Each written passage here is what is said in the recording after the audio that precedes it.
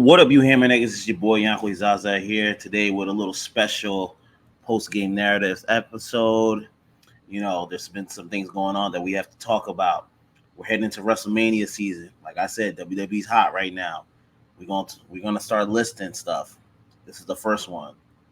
What are your very top 5 Mania matches of all fucking time? You gotta put them down in the comments. I'm gonna give you mine right now. Drop yours down below. The first one, the classic, the Slam, Hogan versus Andre, WrestleMania 3. I mean, that did business. Listen, we all can hate Hogan and we can all say he did all this, he's racist and whatever. That Slam on Andre, business winner, 93 million. And the worst thing is that wasn't even the first episode. They had the re-show and the viewership went up. Hogan, Andre, just them standing in front of each other when you see Hogan looking at Andre, and that's an iconic moment. You don't get many moments like that in wrestling where it's like, yo, this is it. Passing the torch. Andre was literally done. But he had to give the torch to Hogan. He was like, it's your time, my guy. It's your time. And listen, we say what we want about Hogan, but Hogan never dropped the ball. He never dropped the ball. Never did. I know we say a lot of things about him. He's backstage. He was this. But you cannot tell me when Hogan got hot, he never dropped the ball. Or his WWE days, or his WCW days, he never dropped the ball. Even in WCW, he was kind of cooling off. NWO took it to another level. That's what we're talking about. Top Mania matches. Hogan versus Andre was iconic. We still talk about this shit to this day. We still talk about it. It's on every WWE post. Hogan, Andre, the Slam. It's just there. Wow. That to me is. It's Jordan. Yeah. That to me is like their moment. And then continuing, that's number 1. We go into number 2, another age-defining moment match. Austin versus Rock, WrestleMania 17 in Houston. You're talking about the 2 biggest stars in the business on a collision course. What are we talking about? Austin, he needs a belt. Rock, he needs the belt. Rock's the champion. He's like, yo, I don't care about all this. Yo, it's me and you. Let's see who's number 1. I'm like, yo, I love everything about the story. They're just like, yo, we gotta be. If this man's loving it, this man's like, yo, 2 alpha. You could see, even they had a sit-down interview with Jim Ross. They didn't have to resort to violence. They didn't have to do this. Austin's like, yo, Rock, I need your belt. Austin's like, no. Rock's like, no. You're gonna admit that I'm number 1. I'm like, okay, we got something here right now. We got something here. And Jim Ross is trying to calm down. But when 2 alphas in the room like that, you can't calm them down. They need to be, yo, either I'm better than you or it doesn't matter. It doesn't matter. It doesn't matter. What are we talking about? If I can't beat you, none of this shit matters. Me holding this belt doesn't matter. I can't beat you. I need this. And when Austin said I need this more than anything else, I was like, okay, I don't know. Like, the thing with the heel turn is there were seeds already planted. But who's really the heel? No, I'm saying for Austin turning on later on. When Austin, I'm not producers. The producers in. Yeah. But I'm saying when Austin turned heel, no one understood why he turned heel when he shook Vince McMahon's hand. But I was saying, when I look back in it, he was like, I need this more than anything else. I was like, oh, he's willing to do anything. He's willing to die for that shit. Between both of them, who's the heel? There was no heel. Oh, that's all. Mm-hmm. But I'm saying, Austin. Have you ever seen 2 alphas like that? Yeah, we've seen. My bad. I'm just saying. It's one of the iconic moments. But I saw. Is the promo better than the match, or the match better than the promo? I think the promo is better than the match, but I think the promo enhanced the match. This time, it was a 60-minute match. That's the only thing. It's a little long, but that promo enhanced it. It makes you want to watch the match. Promo ever. Oh yeah, My Way or Highway. I said beautiful. So that once again, another we reach into the stars. 2 for 2 right now. Next one. Austin versus Brett, WrestleMania 13. Okay, I don't know about that. I don't think people understand the double turn that they had, because remember, Bret Hart's the face of this. Baby. Austin's the heel. Best baby face. Bret Hart's the number one, good guy, giving the shades, doing all this. Then you have Austin, fuck everybody, I don't like nobody, fuck y'all, but the fans are okay with him. It's an attitude era. It's attitude era stuff. Then Bret cheated. So now, we already liked Austin. Now, Bret, you gave us a chance to fuck you, Bret. How dare you? You cheated Austin out. Now they hate Bret. Perfect double turn. Listen, I've never seen something like that. I was like, okay, now we got something here. That shit to me was beautiful. Is that the one with the blood? No. My bad. No, something else. So don't listen to me. But that was great, and that made Austin a star. That's what that needed. Bret, because see, the thing is, over. Bret knew. Bret was like, yo, my time in the light, I can still do it, but I know there's someone hungry and hotter. Let me rise you up. And see, that's what the business is about. This is what a lot of people don't get. It's not about you having your star all the time. It's about when you know your star is waning, how can I get the next person? How can you get the next person up? This is what you do. You're on your way out. Yo, let me get the next crowd. Because Stone Cold was already slated. He was on Pro. He was on Raw all the time, talking smash, talking shit to everybody. Bret was like, yo, that guy, he's gonna be great. And I give a lot of kudos to Bret. And this is why I said, when Bret likes you, you should move. Listen, he may have hated Shawn Michaels as the person, but he'll never talk bad about his wrestling. He was like, yo, a wrestler, he was phenomenal. This is why he hates Goldberg. Because he saw someone untrained who had the looks, but he couldn't put it all together. You ended his career. And I'll never respect. You were honestly a whitewashed Stone Cold, because that's what the look they were going for. And they never captured that. Because Stone Cold was solid in the ring. He was a general. Goldberg's not a general. That shit hurt him. And that's number 3. Number 4. Hogan versus The Rock, WrestleMania 18. Listen, they didn't fight. They didn't have a hold for 5 minutes because the crowd was so invested. You just hear boo, Hogan, Rock. Because this was Hogan first came back after the WCW thing ended. So now he's still being the NWO, but he's getting that Hogan love again. And now Rock, it's like people are booing The Rock. I'm like, oh, wait a minute. We're booing The Rock. And when they look, you just see it at this point where they're just looking at the crowd. They don't even touch. And it's just such an immaculate moment. I'm like, yo, I don't think people understand. This is why when I say top 5 Mania matches of all time, I'm putting in the spectacle. I'm not talking about the match quality. That doesn't matter at this point. I'm talking about what drew the most eyes. What were people talking about the next night?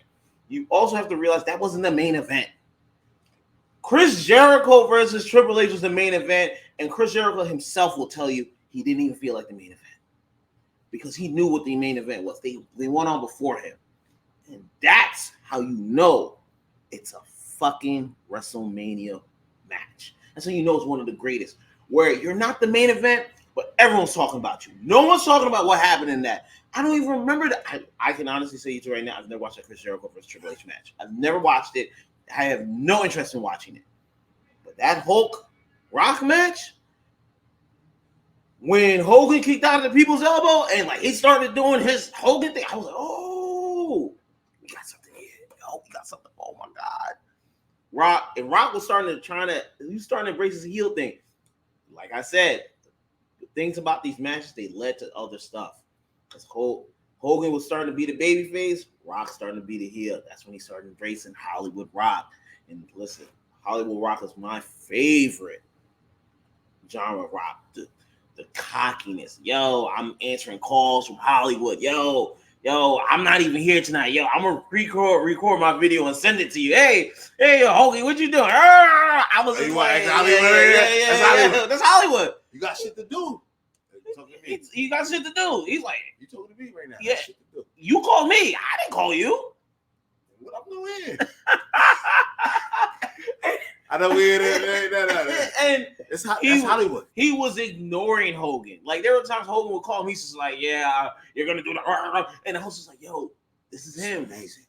This is him." I might watch one of them shits after this fucking video just to show. Just that's how great he was. You have to watch Rock being an asshole in Hollywood Rock. That is the best version of him. I know we have Corporate Rock, but Corporate Rock was just him trying to get his footing. He kind of found it, but he was getting there. The People's Champion that was his baby face, gray area type run. But heel Rock was him just being an absolute menace. I'm telling you, if there's anything you do, please go watch heel Rock promos. So that's number 4. Number 5, Warrior versus Hogan. Listen, once again, like I said, this is not about match quality. This is about stars. This is about, the eye test. When I look at that, I know those are 2 stars right there. 1A, 1B. Those are they're the 2 biggest stars in the company. No ifs, ands, and buts about it. And what you saw was Hogan passing the torch to Warrior. Like, you have to understand when he kicked out of the leg drop and he got back up, everyone was just like, I've never seen something like that before. We've never seen it. The chase for Warrior, honestly, is one of the best chase of all time. Like when he just came down, the champion, and he's the best chase. He wasn't a great champion. No. But his chase was important. And this is what the best chaser ever. This is what me and my producer talk offline about a lot. When we talk about these people chasing the belt, are they a better chaser or are they a belt holder? And that's the conversation we need to start having a lot. To Cody. This is why with Cody, last year, if he had won, he wouldn't have been a good title holder. What's his story? He might have flamed out. Now he has to build another year. Now he has a lot of stories going on to it. He wins. I think, and I've said this, I'll put this in my WrestleMania predictions. I think someone's going to turn on him. Not The Rock, not any other person you think. The person who's closest to him is going to turn on him. Not going to give you any names, not going to give you any spoilers, but think about that. If you know what I'm talking about, the person best is going to turn on him. So that's my top 5. Leave your top 5 in the comments. My boy, other producers going to post this, but we also have to talk about something else. We got to go to Pepper Takes. If we're doing this little post game, we got to talk about. We always got to have Pepper Takes. Listen, I saw a tweet saying that the NFL is going to go to 18 games. They're going to push the NFLPA to 18 games, but because the players aren't unified on this and the players just want more money, they're not going to understand the strain that this is going to put on them. Most players are hurt after week 8. You're going to add 10 more games? Listen, Tyreek Hill, his ankle was busted. You're going to ask him to go play out 2 more games? Then you got to think about it. You still got to play the playoffs. And the thing I don't like about the NFL is we know it's a money move. Everyone knows it's a money move because they made so much money at that Super Bowl. You got the Taylor Swift, you got the Chiefs, you got the 49ers, 2-story franchises, and then you have the outside. He's involved. Yeah. Absolutely. You got to give Jay-Z. Jay-Z saw it. Jay-Z like, yo, Usher. That was a great halftime show. It's money. People talking about it. You have people who never will watch football, but they're watching it because Taylor Swift's there. So now you got more interest. So you know what we're going to do? Let's add another game. But what you're doing is you're wearing out your players. Your players are going to be hurt. So you got to think about it. A lot of players get hurt in week 16. That's why a lot of players don't play in week 16. Now, that's not even week 16. that you might have to stretch out because that might be one of your games you might have to qualify for the playoffs. The NFL's not thinking like that. They're just thinking, we just want the money. The revenue's great right now. But and this is why a lot of people call the NFL, it's kind of like a slave movement. It's wild. NBA. Not the NBA. You can't go anywhere. And the thing is, you have to understand, for a lot of these players, they have incentives on their contracts. So they have to play out this whole season. That's why a lot of them, they risk injury. Yo, I got to go out there and play. I need my incentive. I need to catch. I need to have a 1,000-yard season. That way I can get my bonus. Do you understand how wild that is? Yo, this is what we do on regular day. These motherfuckers are doing everything, and they might not even get it because they get hurt or their team. So I think the players really need to sit down and have a talk about this, because if they just allow this to happen, they're dumb. They're dumb. You're risking your health and life and career because you're trying to. Because think about it, all it takes is one hit. All it takes is one hit, and you're done.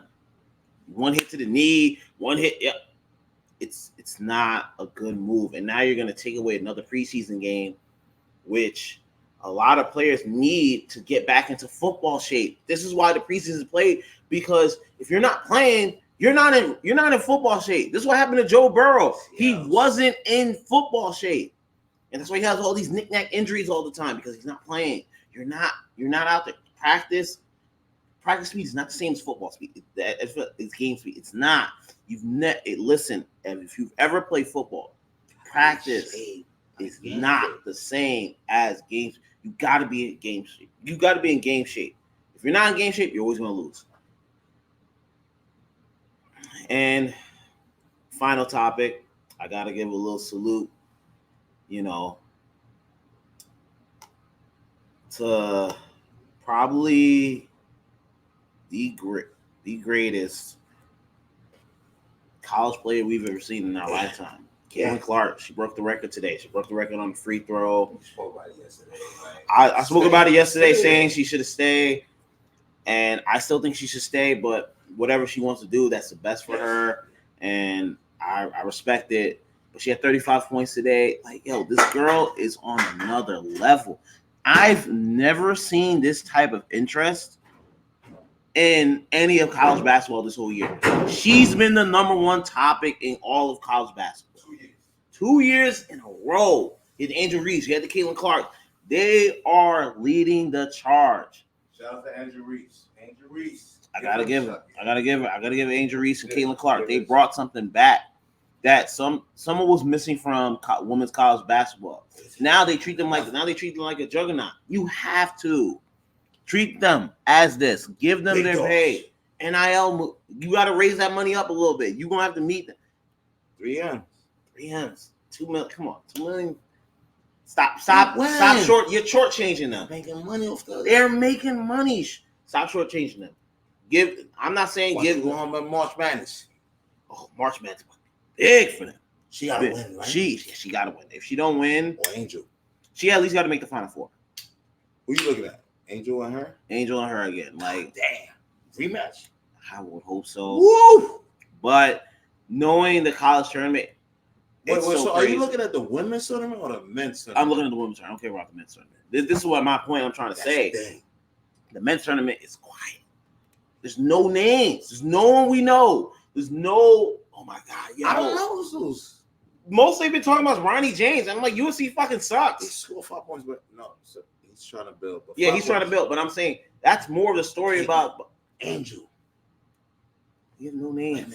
You have no names. Listen, you got to give the women their credit. They're doing something that the men aren't doing. They're drawing eyes in. They're raising their product up. The men's college basketball tournament, it's always gonna sell because it's the men's college tournament, March Madness.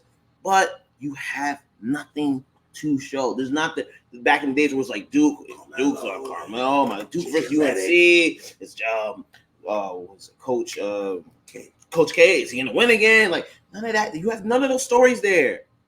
Roy Williams, he's gone. So all of that's gone. What do you have? What are we doing? The girls, they stepped their game on. Honestly, ladies, I salute to you. So this is a little PGN. Just happy to catch in with you guys. Watch those Hollywood Hogan clips. You'll love it. We out.